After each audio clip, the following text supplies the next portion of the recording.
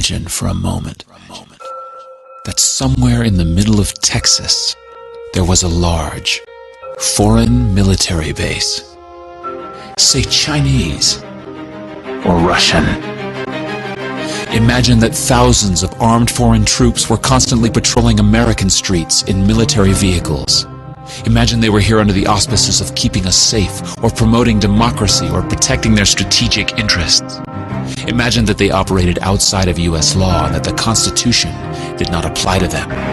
Imagine that every now and then they made mistakes or acted on bad information and accidentally killed or terrorized innocent Americans, including women and children, most of the time with little or no repercussions or consequences. Imagine that they set up checkpoints on our soil and routinely searched and ransacked entire neighborhoods of homes. Imagine if Americans were fearful of these foreign troops and overwhelmingly thought America would be better off without their presence. Imagine if some Americans were so angry about them being in Texas that they actually joined together to fight them off in defense of our soil and sovereignty because leadership in government refused or were unable to do so. Imagine that those Americans were labeled terrorists or insurgents for their defensive actions and routinely killed or captured or tortured by the foreign troops on our land.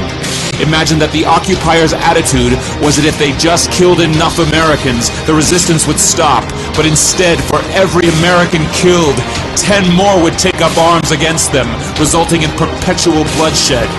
Imagine if most of the citizens of the foreign land also wanted these troops to return home. Imagine if they elected a leader who promised to bring them home and put an end to this horror. Imagine if that leader changed his mind once he took office. The reality is that our military presence on foreign soil is as offensive to the people that live there as armed Chinese troops would be if they were stationed in Texas. Shutting down military bases and ceasing to deal with other nations with threats and violence is not isolationism. It is the opposite.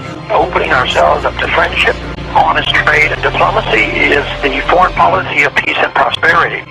It is the only foreign policy that will not bankrupt us in the short order, as our current actions most definitely will. I share the disappointment of the American people in the foreign policy rhetoric coming from the administration. The sad thing is, our foreign policy will change eventually, as Rome's did, when all budgetary and monetary tricks to fund it are exhausted.